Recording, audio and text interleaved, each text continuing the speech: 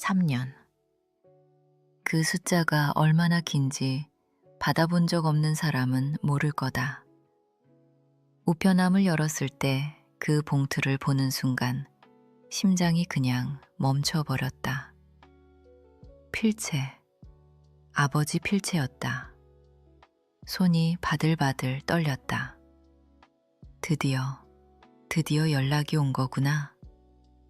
근데 봉투에 손을 뻗으려는 바로 그 찰나 할아버지가 내 손목을 조용히 잡았다.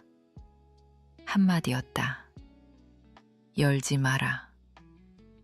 처음엔 그 말이 무슨 뜻인지 몰랐다.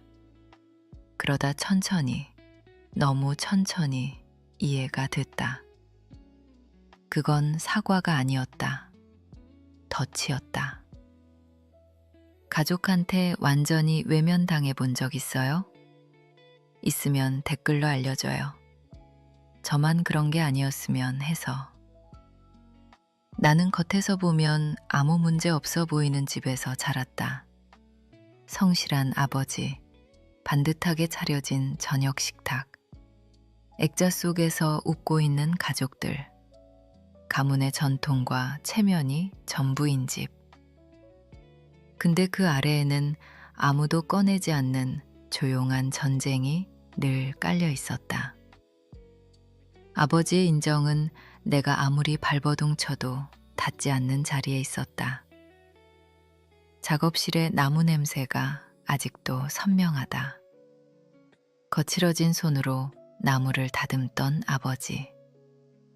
그가 직접 만들어준 자전거 위에서 내가 간신히 균형을 잡으면 그때만큼은 환하게 웃어줬다. 그 웃음이 진짜였다고 나는 지금도 믿는다. 근데 내가 그의 길을 거부한 날, 그의 사업, 나를 위해 혼자 그려둔 미래를 전부 내려놓은 그날부터 뭔가가 툭 끊겼다. 집을 나오던 날 아버지는 소리를 지르지 않았다. 울지도 않았다. 그냥 조용해졌다. 그 침묵이 3년을 넘게 이어졌다. 서울 한복판에 내 공간을 만들었다. 아버지가 딱 싫어할 것 같은 분위기의 아파트였다. 현대적이고 깔끔하고 아무 온기도 없이 정돈된. 선반에는 상장들이 쌓였고 직접 따낸 계약서들이 그 옆을 채웠다. 주변 사람들은 부러워했다. 진심으로. 근데 밤마다 도시 불빛이 창으로 스며들 때면 나는 그냥 아버지 목소리가 듣고 싶었다. 잘했다, 준호야. 딱 그 한마디. 그게 그렇게 어려운 말이었나? 3년이 지나도 아직 모르겠다. 할아버지는 달랐다. 흔히 상상하는 푸근하고 다정한 스타일이 아니었다. 날카롭고 단단한 사람이었다. 맨손으로 시작해서 오로지 본능과 자기 규율 하나만으로 모든 걸 쌓아 올린 사람. 근데 그 할아버지가 나한테서 뭔가를 봤다. 아버지가 끝내 외면했던 그 뭔가를. 내가 내 길을 고른 순간 할아버지는 내 편이 됐다. 꿈에 돈을 댔고 옆에서 방향을 잡아줬고 독립이 배신이 아니라는 걸 몸으로 증명해줬다. 그래도 아버지가 남긴 빈자리는 달랐다. 할아버지도 그걸 채울 수는 없었다. 조용한 일요일 오후면 나도 모르게 아버지 번호 위에 엄지를 올리고 있었다. 통화 버튼 바로 위에서 손가락이 멈추다가 결국 화면을 끄는 그 동작. 몇 번이나 반복했는지 세지도 못했다. 명절마다 식탁 어딘가가 비었고 아무도 그걸 말하지 않았다. 성공이 쌓일수록 오히려 더 텅 비는 느낌. 아이러니하게도. 그래서였을 거다. 흰 봉투가 거실 테이블 위에 놓여 있던 그날 심장이 반으로 쪼개지는 것 같았던 게 필체가 낯익었다. 발신 주소는 2번 볼 것도 없이 알아봤다. 딱 한순간 어쩌면 이 침묵이 끝난 건 아닐까 싶었다. 3년이 얼마나 긴지 그도 마침내 알게 된 건 아닐까. 내 이름 위로 손끝을 천천히 움직였다. 글자의 곡선을 따라가다가 말 못한 것들이 가슴 안쪽에서 밀려오는 게 느껴졌다. 그때 준호의 그림자가 테이블을 가로질렀다. 열지 마, 아직은. 낮고 차분한 목소리였다. 회의실에서 누군가의 논리를 조용히 해체할 때 쓰는 그 톤. 나는 봉투 끝에 손가락을 댄 채로 굳어버렸다. 아파트 안 공기가 바뀌었다. 설레는 전기 같은 감각이 차갑고 낯선 무언가로 교체됐다. 준호가 몸을 숙이며 봉투를 들었다. 계약서를 읽을 때처럼 정밀하게 훑어보는 눈빛. 너무 반듯해. 심장이 한 박자 멈췄다. 웃어 넘기려고 했다. 진짜로. 그냥 과민 반응이라고 스스로를 설득하고 싶었다. 그런데 준호가 확신을 가지고 말할 때는 톤 자체가 달라진다. 흔들림이 없고 여지가 없고 그냥 박힌다. 딱 그 톤이었다. 목이 잠기면서 말했다. 아빠야, 3년이잖아. 아빠 아니면 누가 이 주소를 알아? 준호가 말을 잘랐다. 임원회의에서 누군가의 논리를 끊어낼 때 쓰는 그 눈빛으로 나를 봤다. 확인하면 되잖아. 그게 전부였다. 얼굴이 달아올랐다. 희망이 이렇게 위험한 감각인 줄 몰랐다. 안쪽부터 타는 느낌. 그래도 입이 먼저 움직였다. 네가 틀릴 수도 있어. 아빠가 잘못을 알고 먼저 손 내민 걸 수도 있잖아. 준호는 봉투를 테이블에 내려놓았다. 증거물 다루듯이 조심스럽고 냉정하게. 그럼 열어봐. 근데 보고 싶은 것만 보려고는 하지 마. 반박하고 싶었다.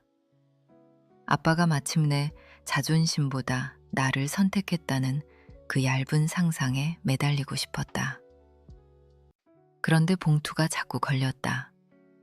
너무 빳빳했다. 너무 반듯했다. 아빠는 항상 편의점에서 묶음으로 사온 봉투를 썼다. 낡고 모서리가 눌린 것들. 이건 달랐다. 백화점 카탈로그에서 뜯어낸 것처럼 매끄러웠다. 목구멍이 조여들었다. 그냥 뜯어버리고 싶었다. 동시에 두려웠다. 안에 든 진실이 내가 기도하던 그 진실이 아닐까봐. 열어봐. 준호가 말했다. 망치 소리 같은 목소리로. 봉투 끝에 손가락을 밀어 넣었다. 종이 찢기는 소리가 고요한 방 안에서 너무 크게 울렸다. 종이 한 장이었다. 흘려 쓴 글씨도 잉크 번진 자국도 없었다. 차갑게 출력된 활자뿐이었다. 사랑하는 지은에게. 소리내어 읽었다. 목소리가 공허하게 울렸다. 내용은 급박한 재정 상황이었다. 기한이 있었다. 지금 당장 5,650만 원을 송금하지 않으면 모든 걸 잃는다고 했다. 맨 아래에는 너를 사랑하는 아버지 성철이라고 적혀 있었다. 가슴이 내려앉았다. 아빠는 구걸한 적이 없었다. 이렇게 차갑고 사무적인 편지를 쓴 적도 없었다. 그리고 가장 잔인한 건 그 마지막 말이었다. 너를 사랑하는 아버지. 3년의 침묵이 결국 돈 요구로 끝났다. 준호는 읽지 않았다. 이미 충분히 봤다는 표정이었다. 턱이 굳었고 눈이 차가워졌다. 사기야. 그가 단호하게 말했다. 아버지가 보낸 게 아니야. 누군가 네 이야기를 알고 있어, 지은. 그걸 무기로 쓰고 있는 거야. 준호의 말이 편지보다 더 깊이 박혔다. 누군가가 우리 사이의 3년을 알고 있었다. 그 침묵 안에 쌓인 것들을 정확히 어느 지점을 건드리면 내가 무너지는지를 계산한 사람이 있다는 말이었다. 손이 떨렸다. 기대감 같은 게 아니었다. 순수한 차가운 분노였다. 편지를 테이블 위에 눌러 펼쳤다. 억지로 한 줄씩 읽었다. 스팸이 아니었다. 무섭도록 구체적이었다. 준호의 시선이 내 얼굴 위에 머물렀다. 뭔지는 중요하지 않아. 그가 조용히 말했다. 누구냐가 중요해. 그 순간 뱃속 깊은 곳에서 뭔가 올라왔다. 멀리 있지 않을 것 같다는 예감. 아주 가까운 곳에. 그날 밤 한숨도 못 잤다. 편지는 커피 테이블 위에 그대로 있었다. 조용하지만 치명적인 무언가처럼. 눈을 감을 때마다 아빠 얼굴이 떠올랐다. 마지막 통화 때의 그 목소리. 딱딱하고 멀고 어떤 욕설보다 깊이 배이는 침묵.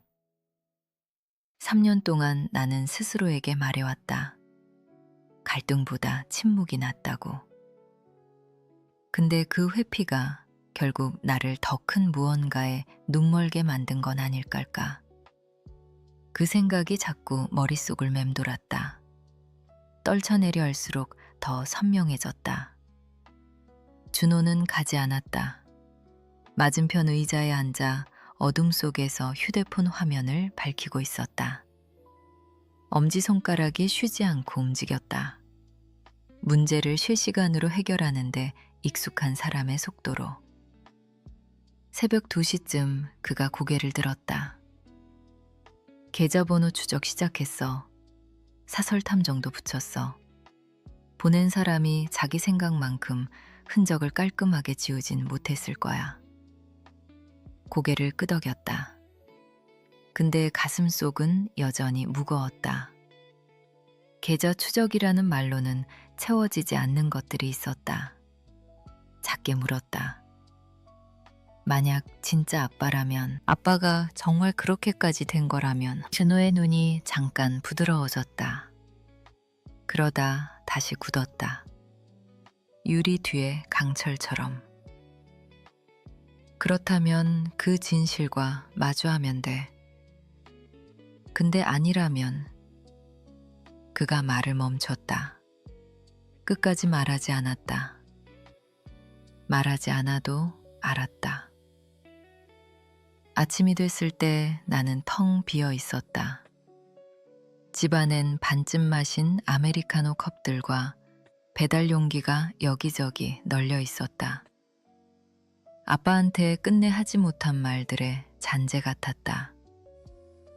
휴대폰을 여러 번 들었다 놓았다. 엄지손가락이 아빠 번호 위에서 멈추다가 결국 다시 내려오기를 반복했다. 만약 아빠가 이 편지를 보낸 거라면 과연 받기는 할까? 그리고 아니라면 그럼 대체 누구일까? 정오가 조금 지났을 때 준호 쪽 탐정한테서 연락이 왔다. 암호화폐 지갑을 거쳐 서버 여러 개를 경유한 흔적. 그중 하나가 IP 주소를 흘렸고 그 주소가 우리 둘 다 너무 잘 아는 이름과 연결됐다. 박미란, 아빠의 전 아내. 그 이름이 위장 속으로 돌처럼 가라앉았다. 기억이 한꺼번에 쏟아졌다. 그 여자의 향수 냄새, 달콤하고 비싸고 어딘가 숨막히는. 주방 조리대에 기대어 와인잔을 들고 나를 바라보던 눈빛. 가족을 보는 눈이 아니었다. 경쟁자를 보는 눈이었다. 가문의 전통과 체면보다 자기 자신을 택하는 건 이기적인 거야. 귓속말처럼 흘리던 그 말들. 그때 그냥 넘겼다. 왜 넘겼는지 지금도 모르겠다. 퍼즐 조각들이 소름 돋도록 정확하게 맞아 들어갔다. 나도 모르게 중얼거렸다. 조록 정확하게 맞아 들어갔다. 나도 모르게 중얼거렸다. 전부 알고 있었던 거야? 아빠가 몇 년째 연락을 끊었다는 것도, 내가 그 편지를 받으면 어떻게 반응할지도 처음부터 전부 계산한 거였겠지. 준호가 굳은 표정으로 고개를 끄덕였다. 아빠 돈 다 빼먹고 이제 너한테까지 손을 뻗은 거야. 오랫동안 느껴보지 못했던 감각이 올라왔다. 슬픔보다 날카로운 것. 분노였다. 머릿속을 흐리게 만드는 종류가 아니라 오히려 시야를 맑게 만드는 분노였다. 주방으로 가서 서랍에서 노트를 꺼냈다. 쓰기 시작했다. 편지가 아니었다. 계획이었다. 박미란의 도박빚. 이혼 합의금이 이미 바닥난 것. 나를 이용하려고 만든 가짜 편지. 손이 빠르게 움직였고 페이지가 번졌다. 지은아. 준호가 낮고 조용한 목소리로 말했다. 단순히 돈 문제가 아니야. 노인 재정 착취야. 아버지한테 하고 있는 짓 불법이고 잔인한 거야. 그 말이 방 안에 무겁게 가라앉았다. 아빠가 그냥 완고하거나 차가운 사람이 아니었던 거다. 취약한 상태였던 거다. 박미라는 그 외로움을 무기로 바꿔버렸다. 그 생각이 들자 가슴 어딘가가 조용히 무너졌다. 노트를 덮고 준호의 눈을 똑바로 봤다. 목소리가 내 감정보다 훨씬 차분하게 나왔다. 그럼 싸워야지. 이번엔 침묵하지 않을 거야. 준호가 작게 웃었다. 잘 됐어. 걔네 여행에서 돌아오는 날 우리가 먼저 준비돼 있을 거야. 그 봉투가 처음 나타난 이후로 처음으로 무게중심이 이동하는 느낌이 들었다. 나는 더 이상 사과를 기다리는 딸이 아니었다. 함정을 놓는 쪽이 된 거였다. 준호가 미리 받은 카페는 진한 아메리카노 향과 오래된 나무 냄새가 뒤섞인 곳이었다. 이런 데서 무슨 일이 일어나도 아무도 눈치채지 못할 것 같은 그런 분위기. 나는 구석자리에 앉아 미지근해진 컵을 두 손으로 꽉 쥐었다. 핸드백 안에는 대포폰이 들어있었다. 준호는 몇 걸음 떨어진 자리에서 모자와 평범한 점퍼 차림으로 천천히 실내를 살피고 있었다. 오랫동안 버텨온 사람 특유의 침착함이었다. 다만 이번엔 상대가 남이 아니었다. 오후 2시 정각 박미란이 들어왔다. 기억 그대로였다. 완벽하게 세팅된 머리, 명품 코트, 내 한 달 월세보다 비싸 보이는 핸드백. 근데 눈이 달랐다. 굶주린 것 같은 빛이 아주 잠깐 스쳐 지나갔다. 그녀는 넓은 미소로 그걸 덮으려 했지만 나는 이미 봤다. 지은아, 연락해줘서 고마워. 내 맞은편에 앉으며 그녀가 다정하게 말했다. 아버지가 요즘 많이 힘드신 것 같아서 말하지 말라고 하셨는데 사실 지금 네가 많이 필요하신 거야. 한마디 한마디가 유리 조각처럼 긁혔다. 나는 숨을 한 번 고르고 팔꿈치를 테이블에 올렸다. 그만해, 미란. 그 편지 아빠가 쓴 거 아닌 거 알아. 처음으로 그녀의 미소가 흔들렸다. 딱 1초. 하지만 나는 똑똑히 봤다. 가면에 금이 가는 걸. 그녀는 고개를 갸웃하며 모르는 척했다. 무슨 말인지 모르겠는데? 라고 했다. 편지는 위조야. 내가 잘났다. 필적 분석, 가상화폐 지갑, 도박 빚 흔적, 전부 너한테로 이어져. 그녀의 눈이 굳었다. 연기가 벗겨지고 있었다. 네가 뭘 증명할 수 있을 것 같아? 그냥 관심받고 싶은 철없는 딸이잖아. 아버지가 나한테 기댄 건 네가 먼저 그분을 버렸기 때문이야. 찔렸다. 그건 인정한다. 그래도 눈 하나 깜짝하지 않았다. 아니, 넌 그 외로움을 기회로 본 거야. 돈을 빼돌리고 자존심을 이용하고 남은 게 없어지자 이번엔 나까지 써먹으려 한 거잖아. 근데 딱 한 가지를 너무 얕봤어. 그게 뭔데? 그녀가 낮게 뱉었다. 나는 주변 테이블 사람들이 고개를 돌릴 만큼 또렷하게 말했다. 나는 더 이상 입 다물고 있지 않는다는 거. 오늘 여기 있는 사람들 다 네 얼굴 기억할 거야. 그 순간 미란의 눈에서 뭔가 무너지는 게 보였다. 공포였다. 그녀가 의자를 밀치고 일어서려는 찰나 제복 입은 경찰관 2명이 카페 문을 밀고 들어왔다. 그녀 앞을 순식간에 가로막으며 한 명이 또렷하게 말했다. 박미란 씨, 사기 및 재산 착취 혐의로 체포합니다. 그 말이 공기 속에 가라앉는 동안 카페 전체가 멈췄다. 미란은 몸을 돌렸지만 갈 곳이 없었다. 수갑이 채워지는 소리가 생각보다 작았다. 아무도 말하지 않았다. 모든 시선이 한 곳으로 모였다. 이게 끝인 것 같아. 그녀가 나를 보며 낮게 뱉었다. 네 아버지는 나를 선택했어. 항상 나를. 뒤에서 준호의 온기가 느껴졌다. 말 한마디 없이도 흔들리지 않는 무게. 나는 눈을 피하지 않았다. 아니야, 미란. 아빠는 조종당한 거야. 그리고 오늘로 끝이야. 경찰관들이 그녀를 데리고 나가는 동안 뒷굽이 타일을 긁었다. 카페 안이 웅성거렸다. 낯선 사람들이 그 뒷모습을 눈에 담았다. 거짓 위에 쌓아 올린 삶이 조용히 무너지는 걸 저마다 목격하면서 오랜만에 처음으로 뭔가 제자리로 돌아오는 느낌이 들었다. 평화는 아니었다. 그냥 균형. 그래도 진짜 싸움은 아직 남아있다는 걸 알고 있었다. 순찰차 뒷문이 닫히는 걸 보고 나서야 몸에서 힘이 빠졌다.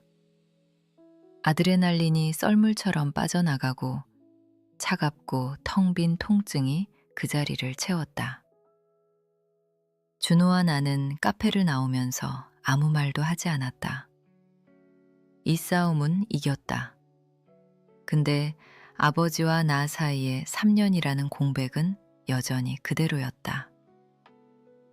그날 밤 혼자 차를 몰았다. 아버지 집 진입로는 기억 그대로였다. 토요일 아침마다 아버지가 공들이던 장미 화단이 줄지어 서 있었다. 걸어 올라가면서 가슴이 조여들었다. 저 현관 앞에 마지막으로 선 게 3년 전이었다. 초인종 위에서 손이 떨렸다. 문이 열렸다. 내가 기억하는 아버지가 아니었다. 어깨는 구부정하고 얼굴은 잿빛이었다. 눈이 움푹 꺼진 게 몇 주는 제대로 못 잔 것 같았다. 더 작아 보였다. 오랫동안 조금씩 무언가에 깎여온 사람처럼. 아버지, 하고 내가 먼저 말을 꺼냈다. 드릴 말씀이 있어요. 아버지 몸이 굳었다. 어깨가 문틀 쪽으로 살짝 당겨지는 게 보였다. 동문제면, 하고 그가 입을 열었다. 내가 바로 끊었다. 생각보다 목소리가 단단하게 나왔다. 돈 얘기 아니에요. 미란이 오늘 체포됐어요. 편지 위조도 아버지 돈도 전부 그 사람이 한 거예요. 말이 끝나자 아버지 얼굴에서 빛이 빠져나갔다. 문틀에 천천히 몸을 기댔다. 쓰러지는 건 아닐까 싶어서 한 발 앞으로 나갔다. 입술이 열렸다 닫혔다. 그러다 갑자기 어깨가 흔들리기 시작했다. 소리 없는 울음이었다. 안에서부터 쥐어짜이는 것 같은. 어머니가 집을 나간 날도 본 적 없는 모습이었다. 그 순간 이 사람이 이렇게나 오래 혼자였다는 게 실감됐다. 다 가져갔어. 하고 그가 겨우 말을 이었다. 집도 저축도 사업도. 그 여자가 그러더구나. 자기는 나를 이해한다고. 네가 절대 못 해주는 걸 자기는 해줄 수 있다고. 그 말이 아팠다. 근데 이상하게 화가 나지 않았다. 몸이 먼저 움직였다. 나도 모르게 앞으로 나가서 아버지를 안았다. 3년 동안 이 사람을 미워했다. 나보다 침묵을 택했다고. 그런데 그 순간 내 눈에 들어온 건 그게 아니었다. 그냥 속아서 무너진 사람. 내 눈물이 아버지 눈물이랑 섞였다. 제가 더 노력했어야 했는데 하고 나도 모르게 말이 나왔다. 아버지가 고개를 들었다. 눈이 충혈됐지만 오랜만에 처음으로 또렷해 보였다. 아니야, 하고 그가 말했다. 내가 밀어낸 거야. 가문의 전통과 체면만 붙들다가 진짜 중요한 걸 잃을 뻔했어. 너를. 그 말이 어떤 사과보다 깊이 박혔다. 우리는 거실에 몇 시간을 앉아 있었다. 서로 오래 달고 다니던 침묵을 하나씩 꺼냈다. 아버지는 미란 얘기를 했다. 외로운 시간에 나타나서 내가 비운 자리를 달콤한 말로 채운 사람. 틀렸다는 걸 인정하기엔 자존심이 너무 셌다고도 했다. 나는 내 얘기를 했다. 밤에 누워 아버지 전화를 기다리며 천장만 바라보던 날들. 그 시간 동안 내가 혼자 만들어 온 것들. 분노, 그리움, 공허함. 말 한마디씩 꺼낼 때마다 우리 사이에 쌓인 벽에서 돌이 하나씩 빠지는 것 같았다. 새벽이 들 무렵엔 그 벽이 거의 없어져 있었다. 그 자리엔 뭔가 달라진 게 남았다. 완전하진 않지만 진짜인 것. 그 뒤로 몇 주가 지나면서 뭔가 바뀌기 시작했다. 느리고 가끔은 아팠다. 아버지는 다시 뭔가를 쌓으려 했는데 그게 사업도 아니고 예전 생활도 아니었다. 자기 자신을 다시 세우는 일이었다. 준호랑 나의 도움을 받으면서 미란이 남긴 엉망을 하나씩 정면으로 마주했다. 소송, 재정 정리, 상담. 쉬운 게 단 하나도 없었다. 그런데 처음으로 아버지는 혼자 버티려 하지 않았다. 그것만으로도 이미 달라진 거였다. 어느 날 아침 사서함을 열었는데 가죽 표지 일기장이 들어있었다. 꺼내서 펼쳤더니 편지가 나왔다. 아버지 손글씨였다. 어릴 때 다친 손목 때문인지 오른쪽으로 살짝 기울어진 글씨. 사랑하는 지은아로 시작하는 첫 줄을 읽는 순간 가슴이 쿵 내려앉았다. 지난 3년의 침묵은 되돌릴 수 없다. 하지만 이것만은 말할 수 있어. 내가 틀렸다. 너는 내 실망이 아니야. 너는 내 유산이야. 사업도 가문의 전통과 체면도 아니야. 너야. 네 강인함, 네 용기, 네 마음. 그게 내가 자랑스러운 것이야. 글자들이 흐려졌다. 눈물 때문이었다. 오랜만에 처음으로 이 침묵이 거짓말이 아닌 진심으로 깨졌다. 일기장을 닫고 가슴에 꼭 눌렀다. 그 시간들이 남긴 상처는 여전히 있었다. 근데 그 상처가 나를 정의하지 않았다. 우리를 정의하지도 않았다. 그날 저녁 아버지한테 문자가 왔다. 내일 저녁 같이 먹자. 내가 살게. 단 한 줄이었는데 읽으면서 뭔가 알아버렸다. 배신이 사랑을 보여줄 때가 있다는 것. 함정이 진실을 끌어낼 때가 있다는 것. 우리는 그냥 부녀 사이로 돌아간 게 아니었다. 같이 살아남은 사람들이었다. 가족이라고 해서 무조건 내 편이 되는 건 아니더라.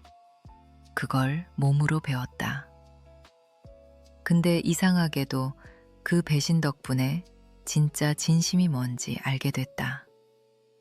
상처가 가르쳐 준 거였다. 억울했고 무너졌고 오래 울었다. 그래도 여기 있다.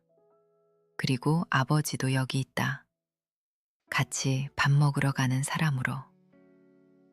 네 삶에도 이런 순간이 있었다면 댓글에 남겨줘. 혼자 삭힌 이야기가 제일 무겁거든. 같이 꺼내보자.